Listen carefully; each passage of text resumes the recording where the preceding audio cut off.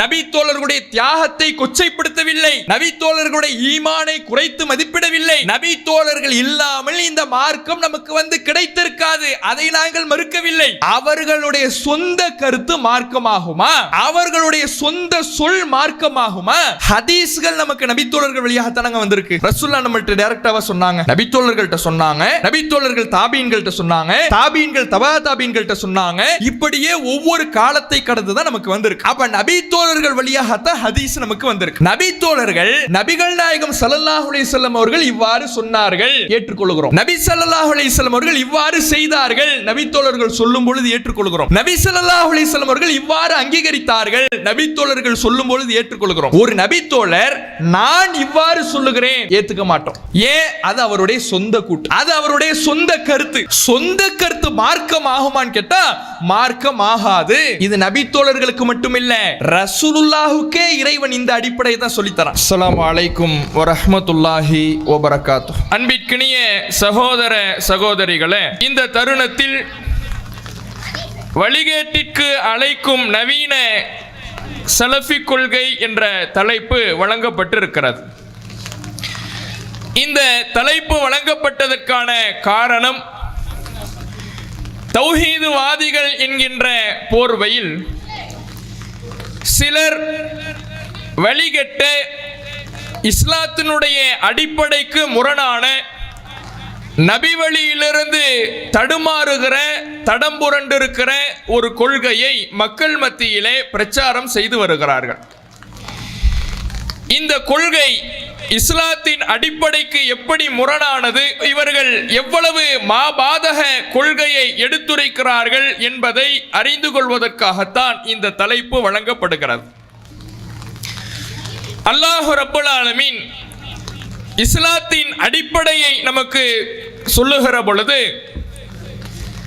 இந்த மார்க்கம் அல்லாஹுக்கு சொந்தமான மார்க்கம் என்று இறைவன் குறிப்பிடுகிறான். அலா அறிந்து கொள்ளுங்கள், லில்லாஹி தீனுல் ஹாலிஸ், இந்த களப்பற்ற மார்க்கம் அல்லாஹுக்கு சொந்தமானது. அல்லாஹுக்கு சொந்தமானது என்றால் அதனுடைய பொருள் என்ன?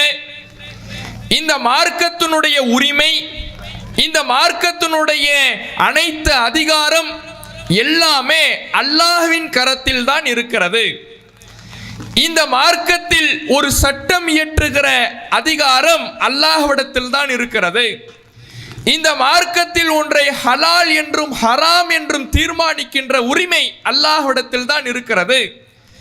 நாம் இந்த மார்க்கத்தில் இருக்கின்ற ஒரு சட்டமாக ஒன்றை பின்பற்றுவதாக இருந்தால், இந்த மார்க்கத்தின் காரியமாக நாம் ஒன்றை எடுத்துக்கொள்வதாக இருந்தால், அவை அனைத்தும் இந்த மார்க்கத்தினுடைய உரிமையாளனான அல்லாஹ்வினுடைய செய்தியின் மூலமாகத்தான் நாம் தீர்மானிக்க வேண்டுமே தவிர, இந்த மார்க்கத்தினுடைய எந்த உரிமையும் பெறாத யாருடைய சொல்லையும் யாருடைய செயலையும் ஆதாரமாக்க கூடாது என்பதனை இந்த மார்க்கம் அல்லாஹுக்கு சொந்தமானது என்ற ரத்திர சுருக்கமான வசனத்தின் மூலமாக இறைவன் எடுத்துரைக்கிறான்.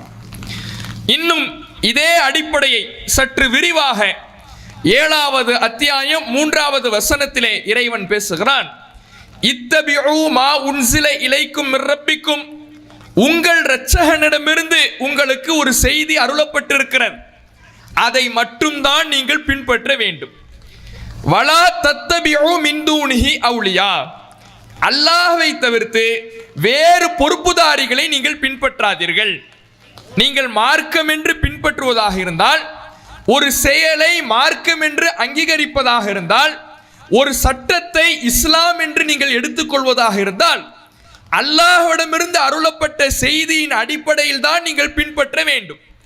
அல்லாஹ்விடமிருந்து அருளப்பட்ட செய்தி எது? திருமறை குர்ஆன், ஆதாரபூர்வமான நபிமொழிகள், நபிகள் நாயகம் ஸல்லல்லாஹு அலைஹி வஸல்லம் அவர்களுடைய சொல், செயல், அங்கீகாரம், இதுதான் இறைவனிடமிருந்து அருளப்பட்ட செய்திகள்.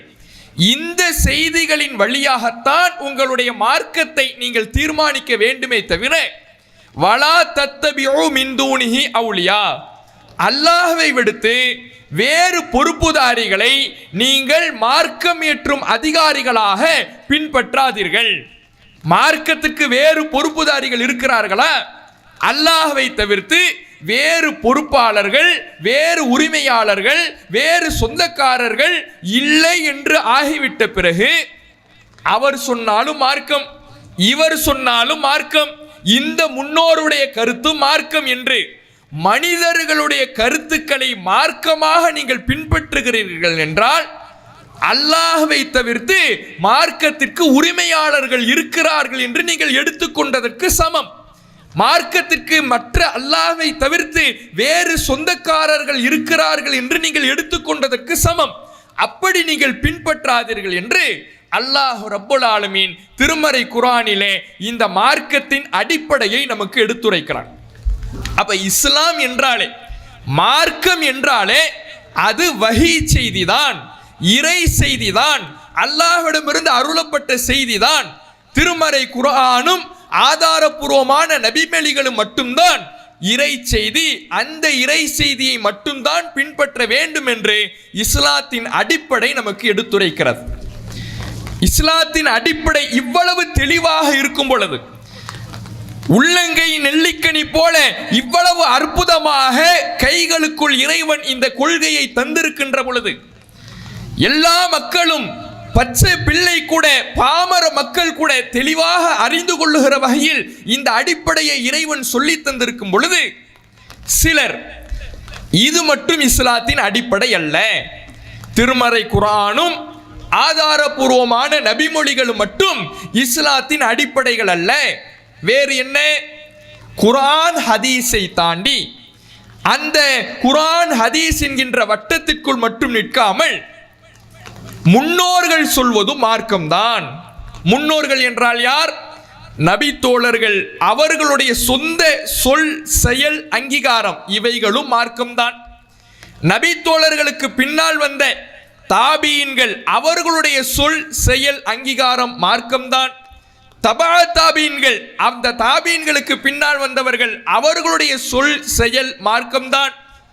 அதற்கு பின்னால் வந்த இமாம்கள், மதுஹபுகளை இயற்றிய அறிஞர்கள், இமாம் ஷாஃபி, இமாம் அபு ஹனீஃபா, இமாம் மாலிக், இமாம் அஹமது பின் ஹம்பல், இன்னும் நமக்கு முந்தி சென்ற எந்த அறிஞர்களாக இருந்தாலும் சரி, இவ்வளவு ஏன் 1999 வஃபாத்தான அரபுலகத்தில் பிறந்த இமாம் உசைமின் அவருடைய கருத்துக்களும் மார்க்கம்தான், இமாம் அல்பானி அவருடைய கருத்துக்களும் மார்க்கம்தான் என்று அரபுலகத்தில் பிறந்துவிட்டால் போதும் அவர்களுடைய கருத்துக்களை சார்ந்துதான் நாம் இருக்க வேண்டுமே தவிர நாம சுயமாக முடிவெடுக்க கூடாது.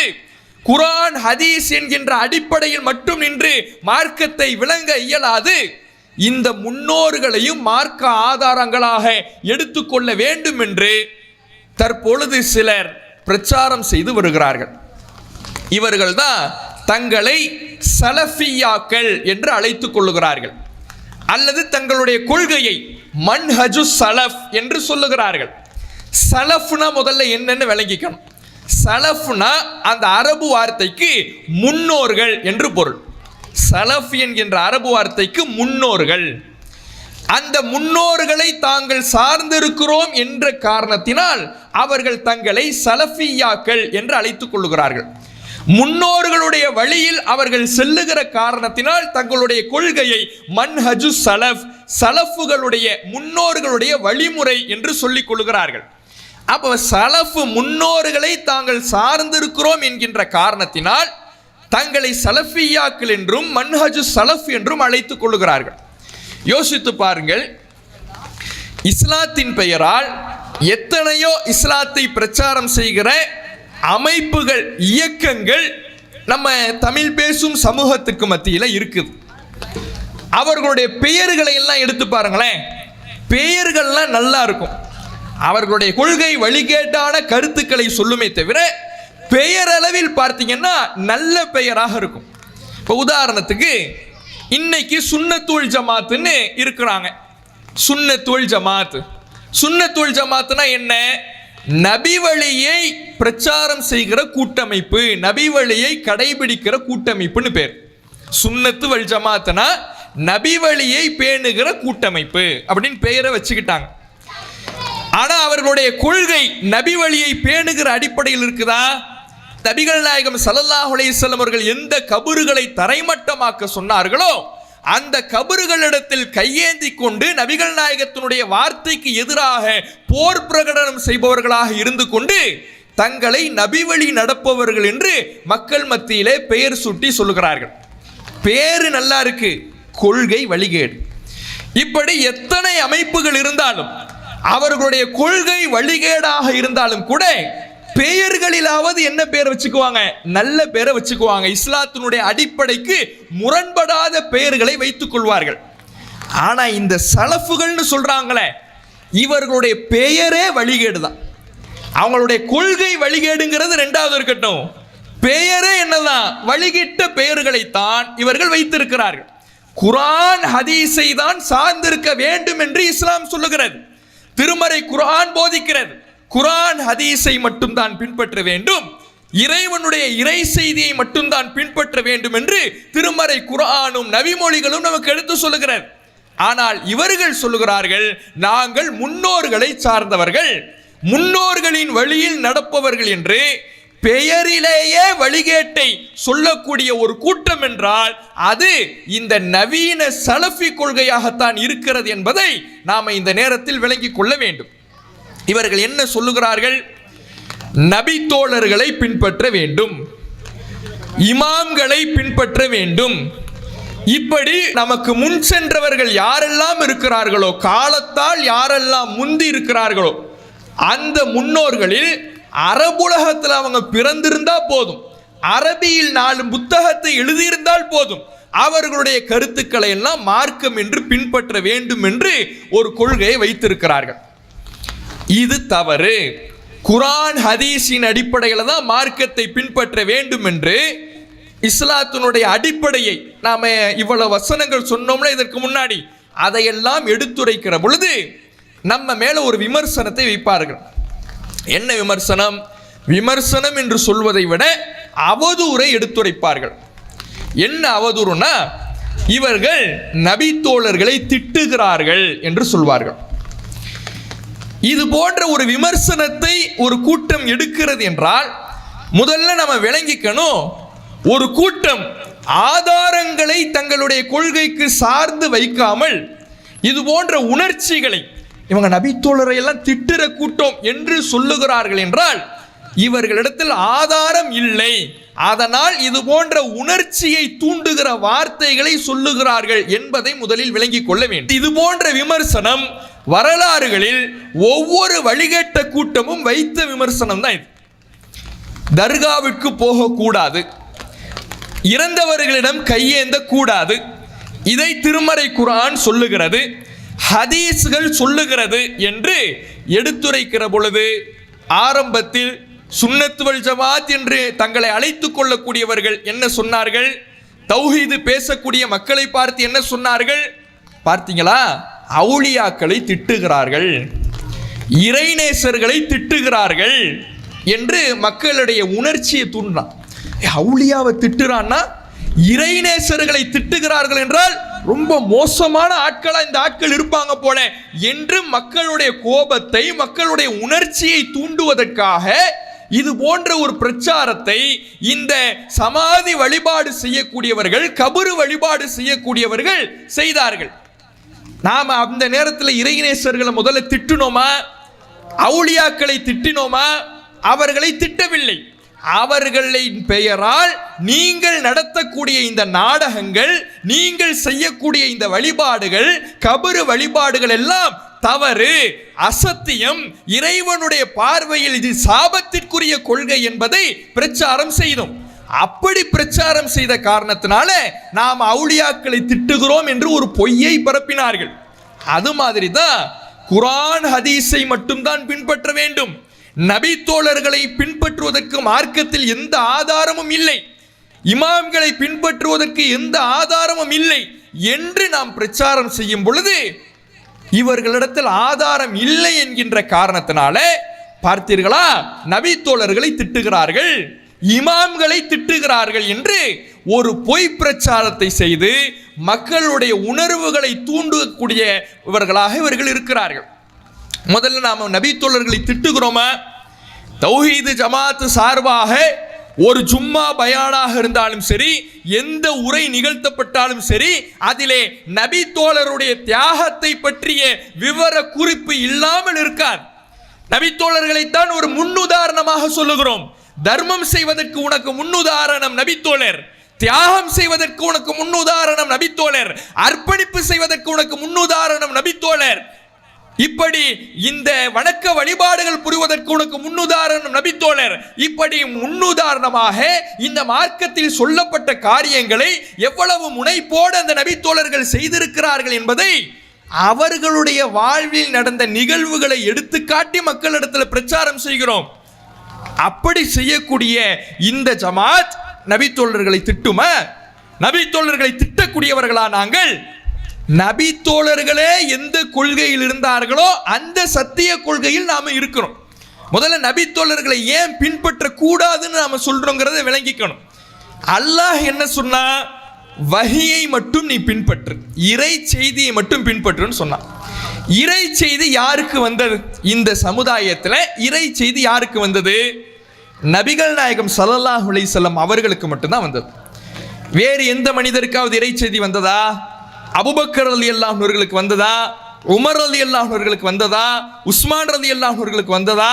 அலி ரலியல்லாஹு அன்ஹுகளுக்கு வந்ததா? இன்ன பிற நபித்தோழர்களுக்கு வந்ததா? யாருக்கும் வரவில்லை. இந்த சமுதாயத்திலே இறை செய்தியினுடைய தொடர்புடைய ஒரே மனிதர் நபிகள் நாயகம் ஸல்லல்லாஹு அலைஹி வஸல்லம் அவர்கள். அல்லாஹ் சொல்றான் இறை செய்தியை பின்பற்றுன்னு. அப்ப எதை மட்டும்தான் நம்ம பின்பற்றணும்? குர்ஆன், ஹதீஸ், நபிகள் நாயகத்தினுடைய வாழ்க்கை, இதை மட்டும்தான் பின்பற்றணும். இறை செய்தியை மட்டும் இனி பின்பற்றுன்னு இறைவன் சொன்ன காரணத்தினாலதான் பின்பற்றுவதாக இருந்தால் குர்ஆன் ஹதீஸை மட்டும் பின்பற்ற வேண்டும் என்று சொல்லுகிறோம். நபி தோழர்களை பின்பற்றுன்னு அல்லாஹ் எங்கேயாவது சொல்லியிருக்கிறானா? நபிகள் நாயகம் ஸல்லல்லாஹு அலைஹி வஸல்லம் அவர்கள் எங்கேயாவது சொல்லியிருக்கிறார்களா? குர்ஆன் ஹதீஸிலிருந்து ஒரு ஆதாரத்தை இதற்கு காட்ட முடியுமா? காட்ட முடியாது. நபி தோழர்களே இதை சரியாகத்தான் விளங்கி வச்சிருந்தாங்க. நபி தோழர்களே, ஒரு நபி தோழர் இன்னொரு நபி தோழரை பின்பற்றல. நபி தோழர்களை பின்பற்றுவது மார்க்கம் என்றால் அந்த நபி தோழர்கள் என்ன பண்ணியிருப்பாங்க? நானும் நபி தோழர், நீயும் நபி தோழர், என்ன நீ பின்பற்று, ஒன்ன நான் பின்பற்றுறேன், இப்படி செஞ்சிருக்கணும்ல. அப்படி நபி தோழர்கள் இருந்தார்களா? இல்லை. எந்த அளவுக்குன்னா, அபூ மூஸா ரலியல்லாஹு அன்ஹு அவர்களிடத்துல ஒரு சொத்து பிரச்சனை சம்பந்தமா ஒரு மனிதர் வந்து கேள்வி கேட்கிறார். அவர் ஒரு ஃபத்வாவை கொடுக்கிறார். அவர் ஒரு மார்க்க தீர்ப்பை வழங்குகிறார். என்ன ஃபத்வா அப்படின்னா, கேள்வி என்ன? இறந்த ஒரு மனிதருக்கு சகோதரி இருக்கிறாங்க, இறந்த மனிதருக்கு மகள் இருக்கிறாங்க, இறந்த மனிதருக்கு பேத்தி இருக்கிறாங்க. ஒரு மனுஷன் இறந்துட்டாரு, அவருக்கு வாரிசுதாரர்களாக 3 பேர் இருக்கிறாங்க. உடன் பிறந்த சகோதரி, பேத்தி, மகள். இவங்களுக்கு எப்படி சொத்தை பங்கிட்டு வைத்து கொடுப்பது? அபூ மூஸா ரலியல்லாஹு அன்ஹு அவர்கள் சொல்றாரு, சகோதரிக்கு கொஞ்சம் பங்கும் மகளுக்கு கொஞ்சம் பங்கும். அது சில யூகிதாச்சார அடிப்படையில் சொல்றார். பேத்திக்கு ஒண்ணு இல்லை அப்படின்னு யார் சொல்றா? அபூ மூஸா ரலியல்லாஹு அன்ஹு அவர்கள் சொல்றார். கேள்வி கேட்ட மனிதர் இருக்கிறார்ல, அவர் இப்னு மஸ்ஊத் ரலியல்லாஹு அன்ஹு அவர்கள்ட்ட போறார். இப்னு மஸ்ஊத் ரலியல்லாஹு அன்ஹு அவர்கள்ட்ட போய், நான் அபூ மூஸா ரலியல்லாஹு அன்ஹு அவர்கள்ட்ட ஒரு கேள்வியை கேட்டேன், இந்த கேள்வியை கேட்டேன், அவர் இந்த பதிலை சொன்னாரு, அது கரெக்ட் தானா அப்படின்னு கேட்கிறார். இப்போ இந்த கேள்வி கேட்ட மனிதர் இந்த விஷயத்தை நல்லா கவனிங்க.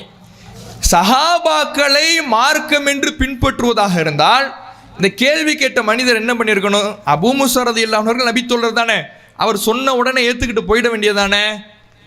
இல்லை, இது சரியா? மார்க் அடிப்படையில் இது சரியா? இவர் நபி தோழர் தான், இவர் சொன்னா எல்லாமே சரின்னு கிடையாது, இவர் நபி தோழர் தான், இவர் குர்ஆன் ஹதீஸின் அடிப்படையில் சொன்னாரா என்னன்னு தெரியல, எதுக்கு இப்னு மஸ்ஊத் ரலியல்லாஹு அன்ஹு அவர்கள்ட்டையும் கேட்கலான்னு கேட்கிறார். அபூ மூஸாவை தான் அனுப்பி வைக்கிறார், இப்னு மஸ்ஊத்டையும் கேளுங்க.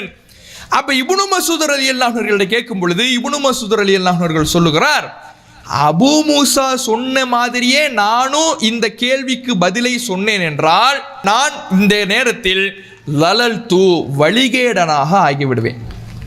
ஒரு நபி தோழராக அந்த அபூ மூஸா சொல்லிட்டாருங்கிறதுக்காக அதே பதில நானும் சொன்னேன்னா நான் என்னவாயிடுவேன்? வழிகேடனாக ஆயிடுவேங்கிறார். ஏன்? ரசூலுல்லாஹ் இப்படி சொல்லல, நபிகள் நாயகத்தினுடைய ஹதீஸ் இப்படி சொல்லி தரல, குர்ஆனும் ஹதீஸும் தான் மார்க்கமே தவிர அபூ மூசா மார்க்கம் கிடையாது, நபி தோழர் மார்க்கம் கிடையாது.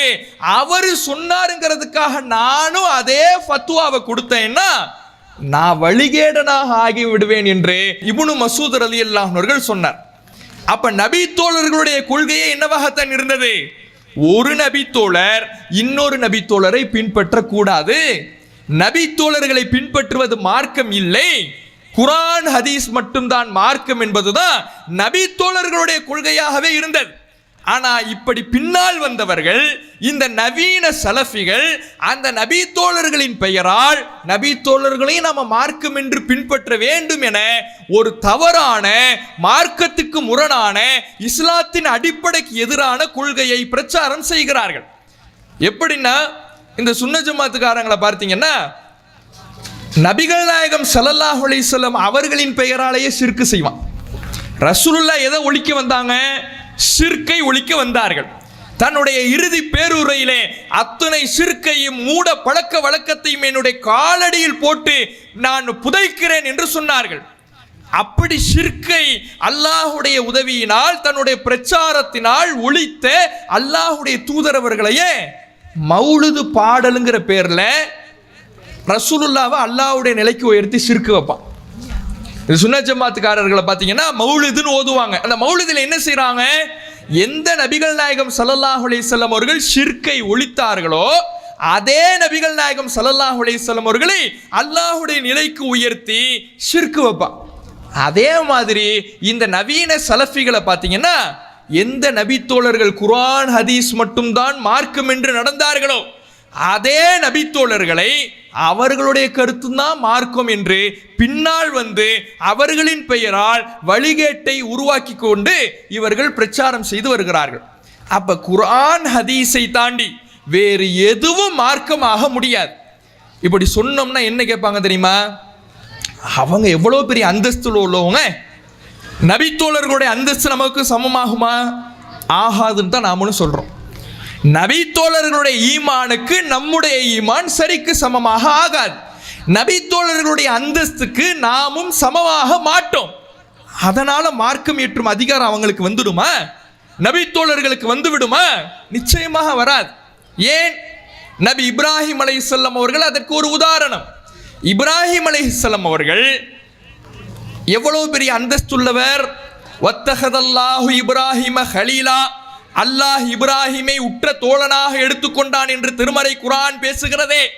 அந்த இப்ராஹிம் நபி அவர்கள் இறைவனுக்கு எவ்வளவு நெருக்கமானவர், எவ்வளவு பெரிய அந்தஸ்துள்ளவர். மனித குலத்தில் வேறு எவருக்கும் கொடுக்காத அந்தஸ்தை இறைவன் இப்ராஹிம் நபிக்கு கொடுத்தான்.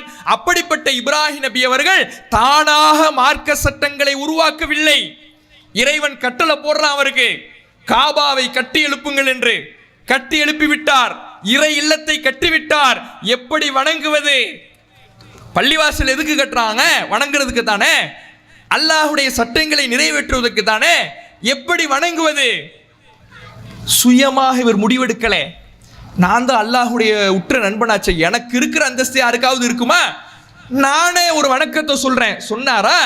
அல்லாஹ்விடத்தில் கையேந்துகிறார். வ அரினா மனாசிக்கனா, எங்கள் இறைவா நீ சொன்ன மாதிரி நான் இந்த காபாவை கட்டிவிட்டேன், பள்ளிவாசலை கட்டிவிட்டேன், இப்போது பள்ளிவாசலில் வணங்க வேண்டும். எப்படி வணங்க வேண்டும் என்பதை நீ எனக்கு சொல்லித்தார் ரப்பே என்று அல்லாஹ்விடத்திலே கையேந்தினாரே. அவரை விட அந்தஸ்துக்குரியவர்கள் யாராவது உண்டா? அவர் மார்க்கத்தில் எப்படி முடிவெடுத்தார்? இறைவனிடமிருந்து வந்தாதான் மார்க்கம், அல்லாஹ் சொன்னாதான் மார்க்கம். நான் அல்லாஹ்வுடைய உற்ற தோழனாக இருந்தாலும் நான் சொல்வது மார்க்கம் இல்லை என்பதை இப்ராஹிம் அலைஹிஸ்ஸலாம் அவர்கள் தன்னுடைய வாழ்வில் செயல்படுத்தி காட்டினாரே. அதுதான் இஸ்லாத்தினுடைய அடிப்படை. எவ்வளவு அந்தஸ்திற்குரியவர்களாக இருந்தாலும் சரி, அவர்களுடைய அந்தஸ்தை நாங்கள் மறுக்கவில்லை. நபி தோழர்களுடைய தியாகத்தை கொச்சைப்படுத்தவில்லை, நபி தோழர்களுடைய ஈமானை குறைத்து மதிப்பிடவில்லை. நபி தோழர்கள் இல்லாமல் இந்த மார்க்கம் நமக்கு வந்து கிடைத்திருக்காது, அதை நாங்கள் மறுக்கவில்லை. அவர்களுடைய சொந்த கருத்து மார்க்கமாகுமா? அவர்களுடைய சொந்த சொல் மார்க்கமாகுமா? ஹதீஸ்கள் நமக்கு நபித்தோழர்கள் வழியாகத்தானங்க வந்திருக்கு. ரசூலுல்லாஹ் நம்மள்ட்ட டைரக்டாக சொன்னாங்க, நபித்தோழர்கள்ட்ட சொன்னாங்க, நபித்தோழர்கள் தாபீன்கள்ட்ட சொன்னாங்க, தாபீன்கள் தபா தாபீன்கள்ட்ட சொன்னாங்க. இப்படியே ஒவ்வொரு காலத்தை கடந்து தான் நமக்கு வந்திருக்கு. அப்ப நபித்தோழர்கள் வழியாகத்தான் ஹதீஸ் நமக்கு வந்திருக்கு.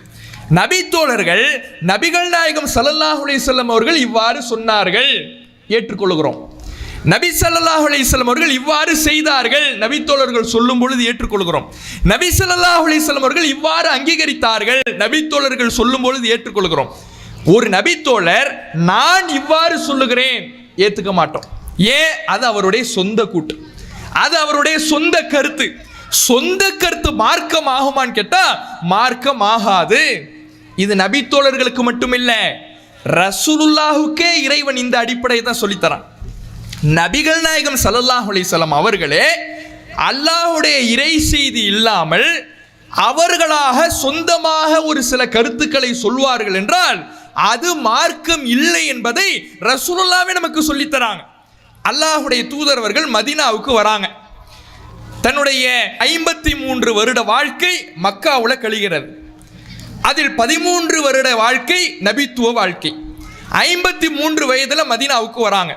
மதீனாவுக்கு வந்த நபிகள் நாயகம் ஸல்லல்லாஹு அலைஹி வஸல்லம் அவர்கள் அவர்களுக்கு அது ஒரு புதிய அனுபவம். மதீனாவுல பேரிச்ச மர விவசாயம் செய்கிறார்கள்.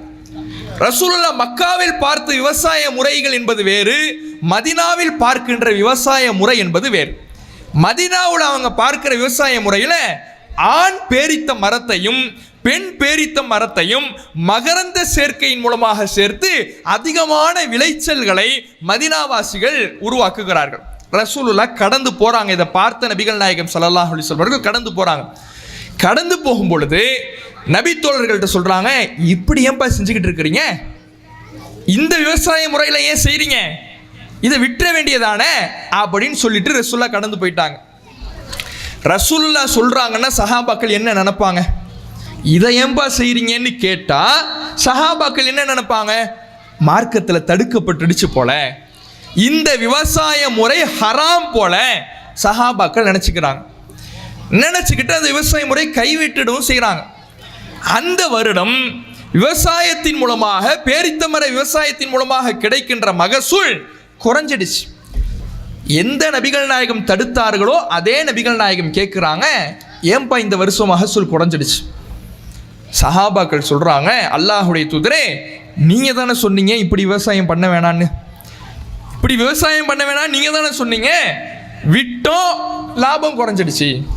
அப்ப ரசூலுல்லாஹ் ஒரு அடிப்படையை தெளிவுபடுத்துறாங்க, நான் சொல்வது என்னுடைய கருத்தாக இருக்கும் என்றால் இன்னமாகுவல்லன், அது என்னுடைய எண்ணம் தான், ஏன் மனசுல தோன்றிய கருத்து தான், அதற்கும் மார்க்கத்துக்கும் எந்த சம்பந்தமும் இல்லை. அதே சமயம் ஒயின்கானமின் அம்ரி தீனிக்கும், உங்களுடைய மார்க்க விவகாரம் தொடர்பாக ஒரு கருத்தை நான் சொன்னேன் என்றால் ஃபைலைய, அதை நான் மட்டும்தான் சொல்வேன், உங்களுக்கு அதில் அதிகாரம் இல்லை. உலக ரீதியாக ஏன் மனசுல தோன்ற ஒரு கருத்தை சொல்றேன்னா அதை நீங்க ஏத்துக்கணும்னு அவசியம் இல்லை. யார் சொல்றா? ரசூலுல்லாஹ்.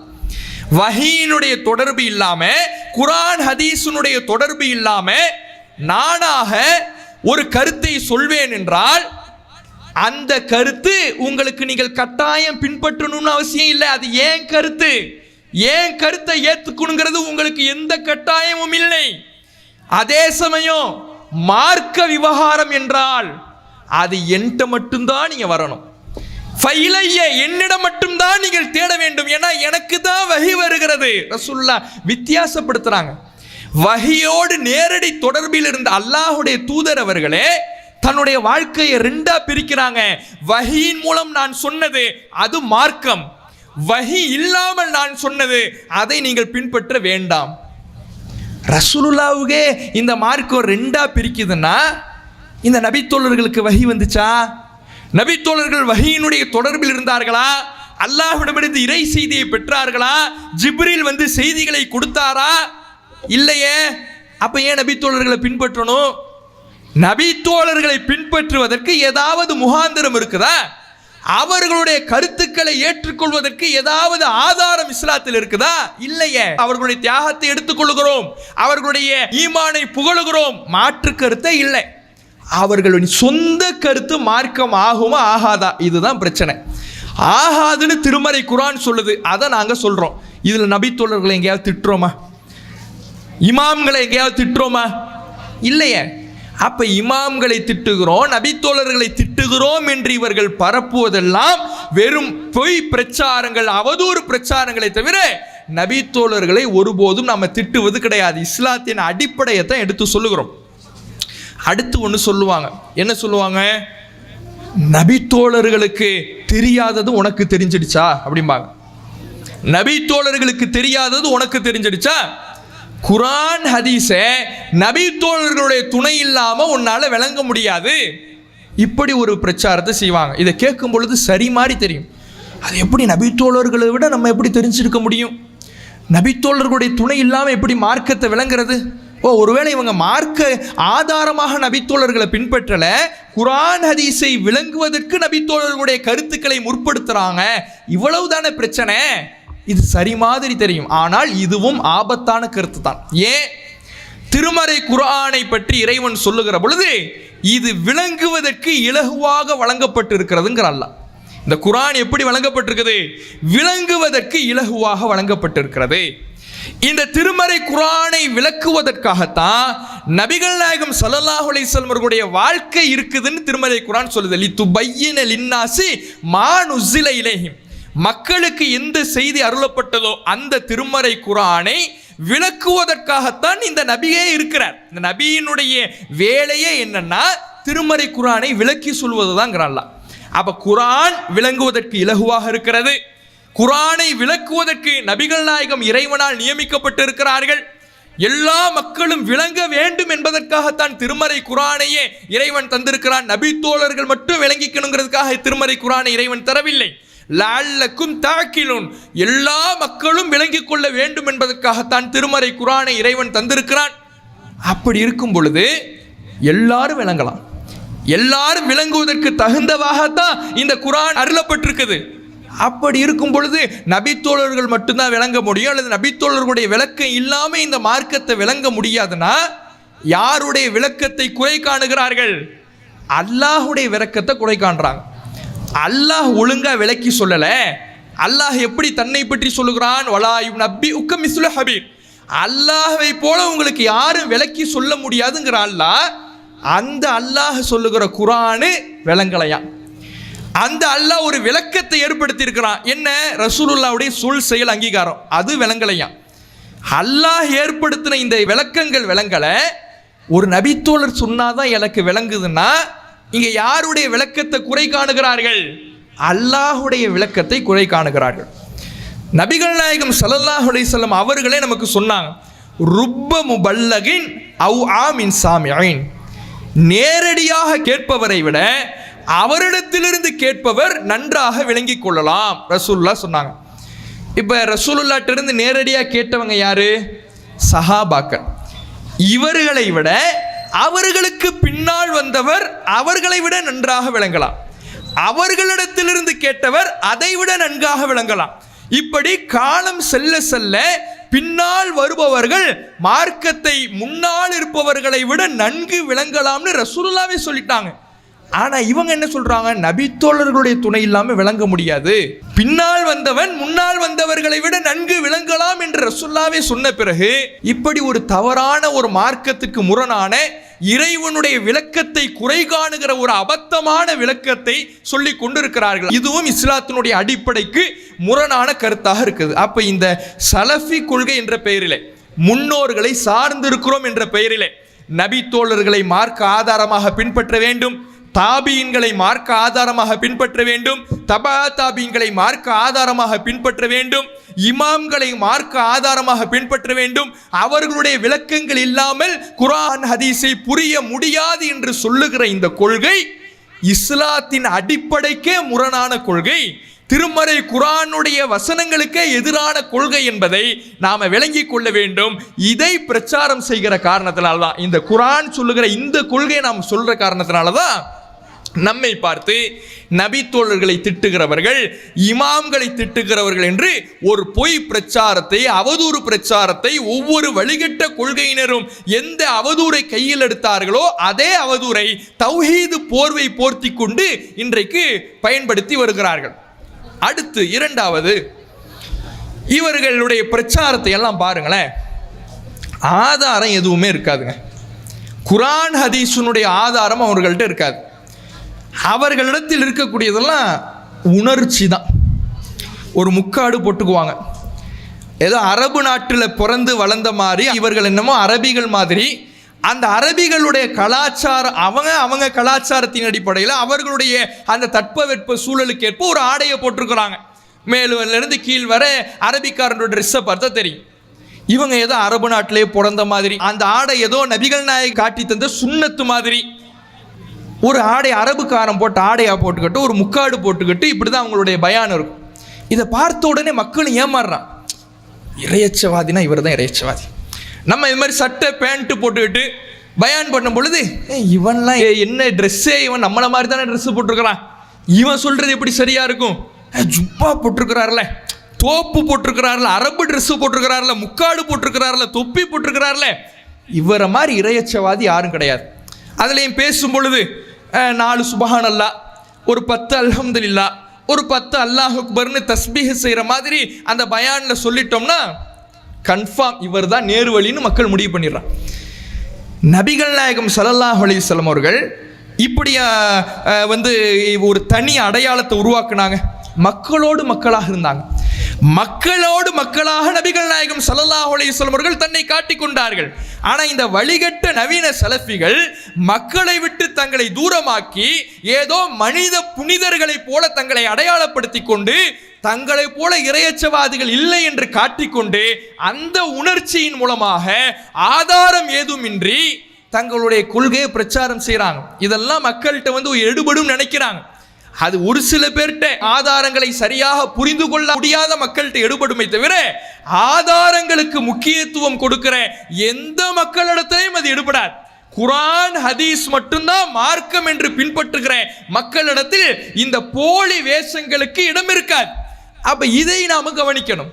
அடுத்து மூன்றாவதாக நம்ம கவனிக்க வேண்டியது, அடுத்து நம்ம மீது இந்த தௌஹீது பிரச்சாரம் செய்யக்கூடிய நம் மீது போலி தௌஹீதுவாதிகளாக தௌஹீது போர்வையை போர்த்தி கொண்டு ஒரு வழிகட்ட கொள்கையை, குர்ஆன் ஹதீஸுக்கு எதிரான கொள்கையை பின்பற்றக்கூடியவர்கள் அவங்க அடுத்து சொல்லக்கூடிய விமர்சனம் என்ன தெரியுமா? ஆதாரம் இல்லைன்ன உடனே வெறும் பொய் பிரச்சாரம் தான் வரும். எப்படி நபித்தோழர்களை திட்டுகிறார்கள் என்று நம்ம பார்த்து சொன்னாங்களோ, ஒரு பொய் பிரச்சாரத்தை செஞ்சாங்களோ, அதே மாதிரி அடுத்து அவர்கள் செய்யக்கூடிய ஒரு பொய் பிரச்சாரம் என்னன்னா, இவங்க ஹதீஸ்களை எல்லாம் மறுத்துடுறாங்க, ஹதீஸ்களை எல்லாம் மறுத்துட்டு போயிடுறானோ.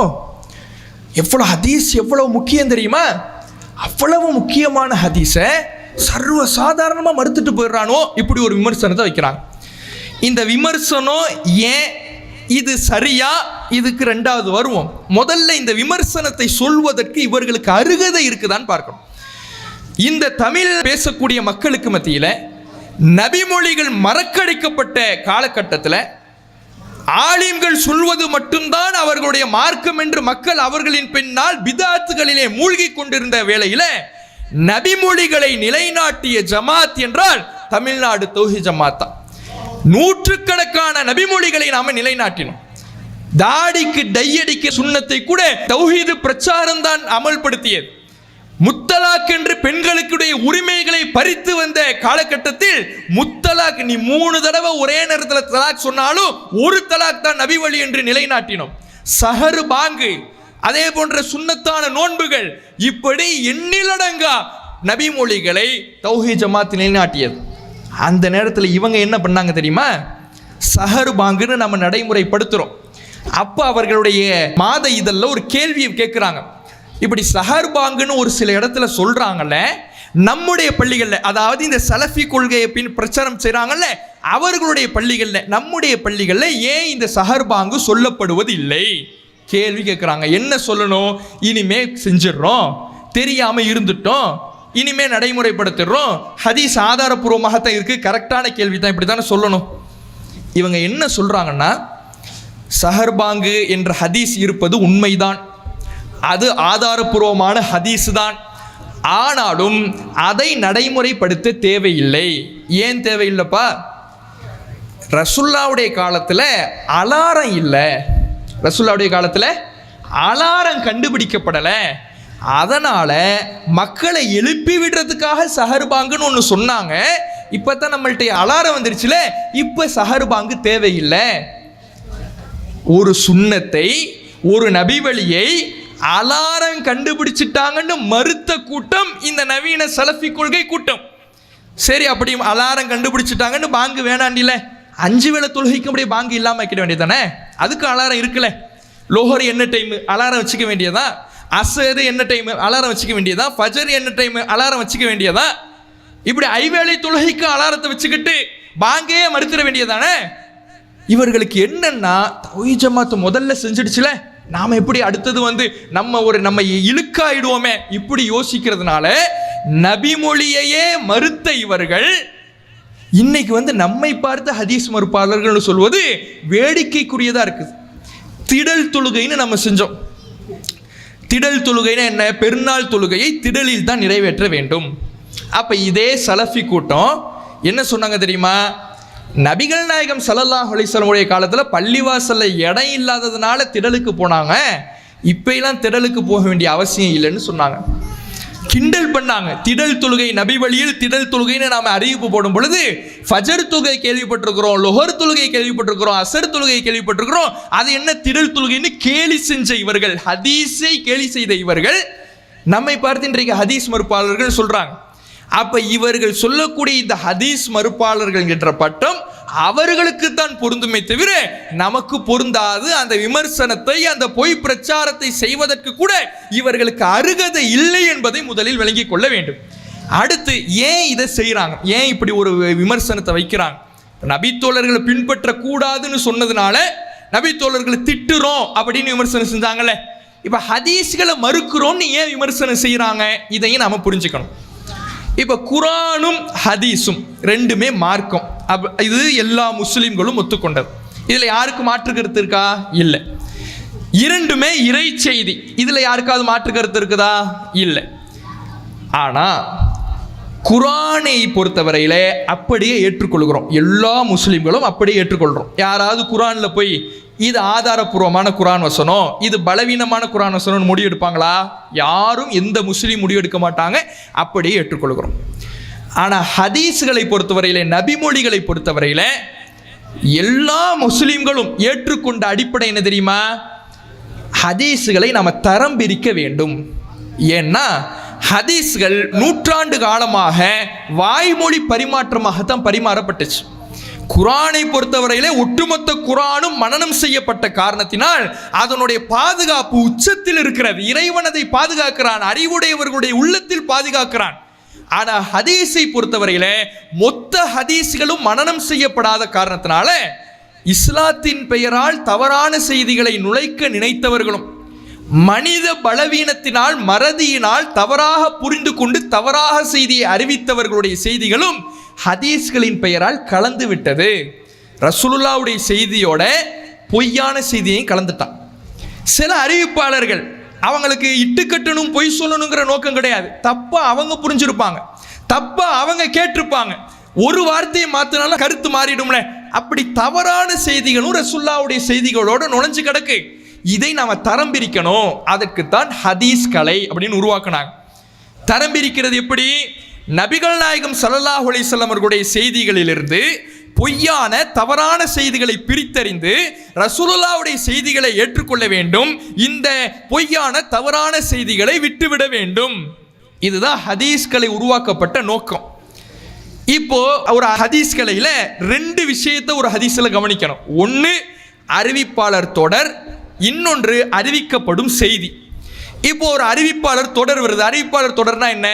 ரசூலுல்லாஹ் நபி தோழருக்கு சொன்னாங்க, நபி தோழர் தாபிக்கு சொன்னார், தாபி தபா தாபிக்கு சொன்னார், அவர் அடுத்து வந்தவருக்கு சொன்னார், அவர் அடுத்து வந்தவருக்கு சொன்னார், அவர் புகாரி இமாமுக்கு சொன்னார். இதுதான் அறிவிப்பாளர் தொடர். இதுல யாராவது ஒரு நபர் பொய்யராகவோ அல்லது பலவீனமானவராகவோ இருந்தால் அந்த செய்தியை யாராவது ஏத்துக்குவாங்களா? அதைத்தான் என்னன்னு சொல்லுவோம், பலவீனமான செய்தி. இப்ப பலவீனமான செய்தின்னு விட்டுடுறோம்ல. இப்படி விடுகிற காரணத்தினால யாரையாவது ஹதீஸ் மறுப்பாளர்கள்னு நம்மை பார்த்து ஹதீஸ் மறுப்பாளர்களை விமர்சனம் சொல்றாங்கல்ல, அவர்கள் இப்படி சொல்லுகிற காரணத்தினால் யாரையாவது ஹதீஸ் மறுப்பாளர்கள் சொல்லுவாங்களா? சொல்ல மாட்டாங்க. ஏன்? அறிவிப்பாளர் தொடர்ல குறை இருந்துச்சு. அவர் அந்த ஹதீஸ் இல்லைன்னு முடிவெடுத்துட்டாரு. ஹதீஸ் இல்லை என்று முடிவெடுப்பதற்கும் ஹதீஸை மறுப்பதற்கும் வித்தியாசம் இருக்குது. இது ரசூலுல்லாஹ் சொல்லியிருக்க மாட்டாங்க, ஏன்னா பலவீனமான ஆளு வந்துட்டாருன்னு முடிவெடுத்துட்டார். இப்படி முடிவெடுப்பது எப்படி ஹதீஸ் கலையில் இருக்கிறதோ அதே போல அறிவிக்கப்படும் செய்தி இருக்குதுல்ல, அதையும் கவனிக்கணும்னு ஹதீஸ் கலை சொல்லுது. இமாம் இப்னுல் ஜௌசி தன்னுடைய மௌதுஆத் என்கின்ற புத்தகத்திலே சொல்லுகிறார், ஹதீஸுனுடைய ரசூலுல்லாஹ்வின் பெயரால் அறிவிக்கப்பட்ட செய்தியினுடைய அறிவிப்பாளர்கள் எல்லாம் நம்பகமானவர்களாக இருப்பார்கள். எல்லா அறிவிப்பாளர்களும் நம்பகமானவர்களாக இருப்பார்கள். ஆனால் வகத் யகூனுல் ஹதீஸு மௌதுஅன், ஆனால் அந்த அறிவிக்கப்பட்ட செய்தி இருக்குல்ல, அது இட்டுக்கட்டப்பட்டதாக இருக்கும். அறிவிப்பாளர் சரியா இருப்பாங்க, ஆனா செய்தி என்னவா இருக்கும்? பொய்யா இருக்கும். அறிவிப்பாளர்கள் நம்பகமானவர்களாக இருந்தாலும் செய்தி தவறான செய்தியாக இருக்கும் என்று இமாம் இப்னுல் ஜௌசி ஹதீஸ் கலையில் எழுதி வைத்திருக்கிறார். அப்ப இப்படி ஹதீஸ் கலையிலே இருக்கக்கூடிய விதி, எப்படி அறிவிப்பாளர் தொடர்களை பார்த்து அதில் ஒரு பலவீனமான நபர் வந்தால் அந்த செய்தியை நபிகள் நாயகம் சொன்னார்கள் என்று முடிவெடுக்க கூடாதோ, அதே போல அறிவிக்கப்பட்ட செய்தி ரசூலுல்லாஹ் இப்படி சொன்னாங்க, ரசூலுல்லாஹ் இப்படி செய்தார்கள், ரசூலுல்லாஹ் இப்படி அங்கீகரித்தார்கள் நபிகள் நாயகத்தோடு இணைக்கப்படுகிற அந்த செய்தியையும் கவனிக்க வேண்டும்.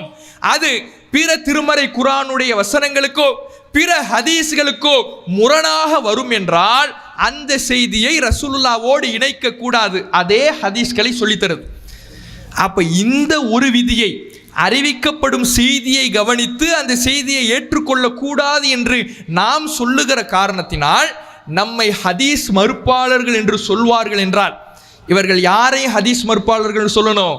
அறிவிப்பாளர் தொடரில் பலவீனம் இருந்தால் அந்த செய்தி ஏற்றுக்காம விடுறாங்களே அவங்களே ஹதீஸ் மறுப்பாளர்கள் சொல்லணும். அப்படி சொல்லுவாங்களா? சொல்ல மாட்டாங்க.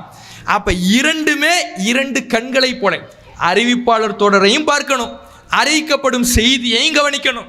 ரெண்டும் சரியாக இருந்தாதான் அதை ரசூலுல்லாஹ்வோடு போய் இணைக்கணும். ரெண்டுல ஒன்று சரியில்லைனாலும் அதை ரசூலுல்லாஹ்வோடு போய் இணைக்க கூடாது. அறிவிப்பாளர் தொடரில் பலவீனமா இருக்குது, அதை ரசூலுல்லாஹ்வோடு போய் இணைக்க கூடாது. அல்லது அறிவிப்பாளர் தொடர் சரியா இருக்குது, கருத்து தப்பா இருக்குது, ரசூலுல்லாஹ்வோடு போய் இணைக்க கூடாதுன்னு சொல்றோம். இதுக்கு உடனே ஹதீஸ் மறுப்பாளர்கள் பார்த்துக்கிட்டீங்களாங்கிறார்.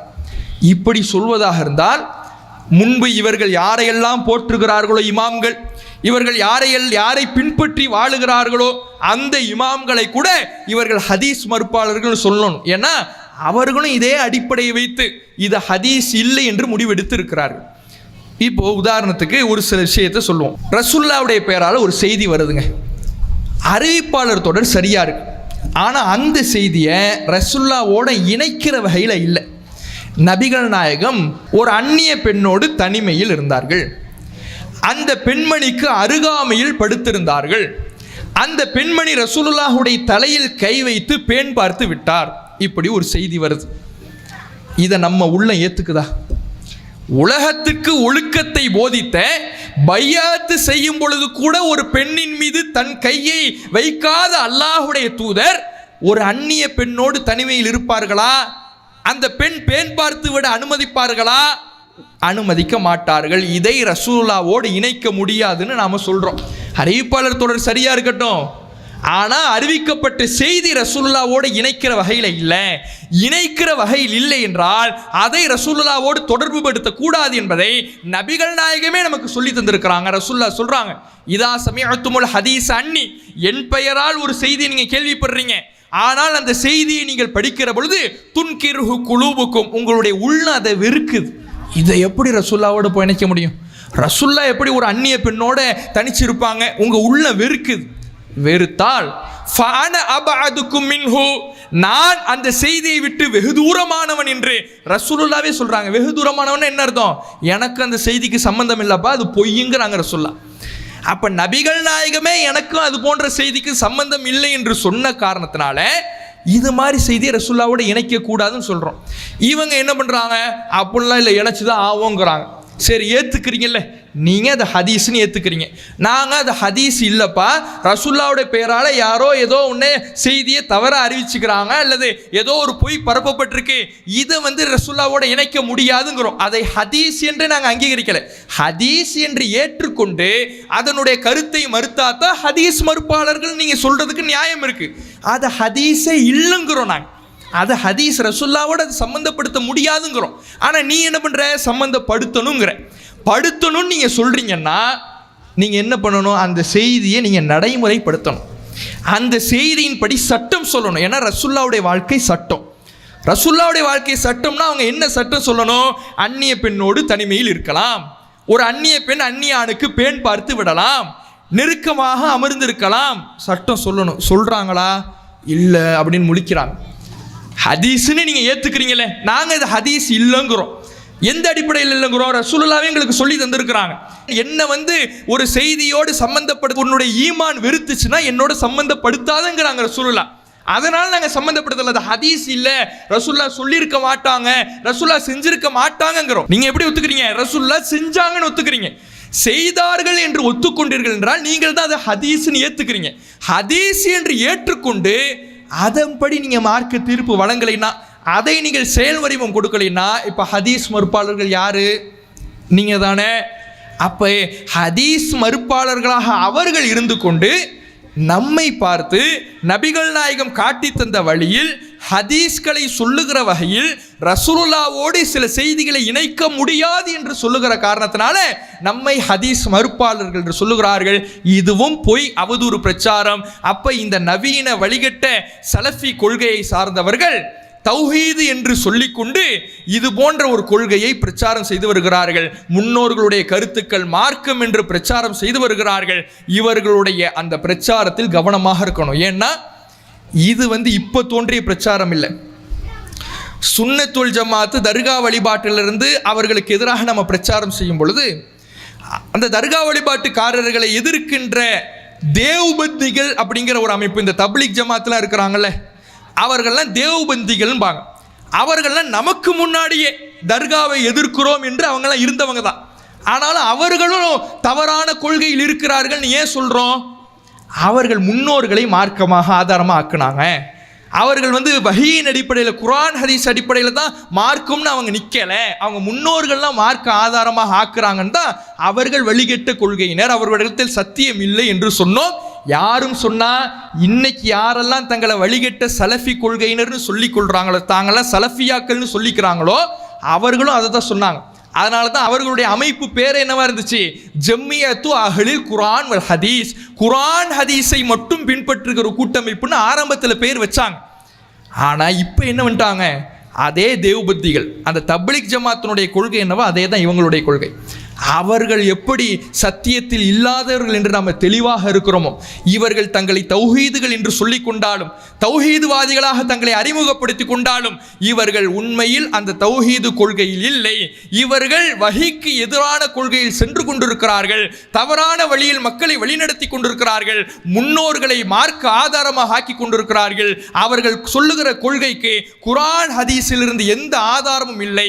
அதனால் தான் சில அவதூறு பிரச்சாரங்களை நம்மை நோக்கி செய்து கொண்டிருக்கிறார்கள். அதற்கான பதிலை தான் உங்கள் முன்னால் வைத்திருக்கிறோம். அல்லாஹ் சொல்லுகிறான், வஅன்ன ஹாதா சிராத்தி முஸ்தகீமா, இதுவே என்னுடைய நேரான வழி, அதை ஃபத்தபிஉஹு, அதை மட்டும் நீங்கள் பின்பற்றுங்கள். வஹி எதுவோ அது மட்டும்தான் அல்லாஹ்வுடைய வழி, குர்ஆன் ஹதீஸ் எதுவோ அது மட்டும்தான் அல்லாஹ்வுடைய வழி, அதை மட்டும் நீங்கள் பின்பற்றுங்கள். வலா தத்தபிஉஸ் சுபுல், பல வழிகளை பின்பற்றாதீர்கள். இதுவும் சரிதான், அதுவும் சரிதான், இங்கே இருப்பேன் அங்கே இருப்பேன், இப்படி பின்பற்றாதீர்கள். ஃபதஃபர்ரக பிக்கும் அன் சபீலி, அப்படி நீங்கள் எல்லா சரிதானு நீங்கள் பின்பற்றினீர்கள் என்றால் நீங்கள் அல்லாஹ்வுடைய ஒரு நேர்வழியில் கூட இருக்க முடியாது என்று இறைவன் சொல்லுகிறான்.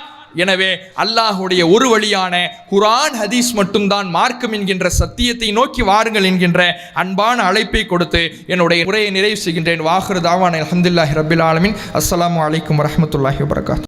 இஸ்லாம் மற்றும் சமுதாய செய்திகளை அறிந்து கொள்ள தமிழ்நாடு தௌஹீத் ஜமாஅத் யூடியூப் பக்கத்தை உடனடியாக சப்ஸ்கிரைப் செய்து கொள்ளுங்கள். மேலும் பெல் பட்டனையும் கிளிக் செய்து கொள்ளுங்கள்.